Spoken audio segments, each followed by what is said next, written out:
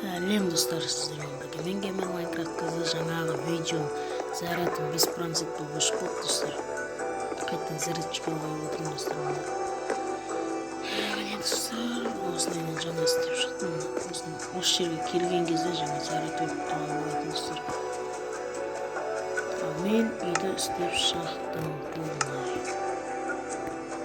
Осылайынан достар, істеп шықтық. Менің ойымша нормальный үйдің сыртынан қарағанда достар, үй осылайынан тұр. Оның төбесіне қалыс көптен ештеңе болмайтын жоқ. Тұра берсін. Ал біздің видеомыз осымен аяқталды. Бұл видео жаңағы видеоның жалғасы болатын. Өйткені ана видео не үшін өшіп қалған айту үшін бұл видео. Сол себептен сау болыңыздар достар. Ой, видео өшпей қалды.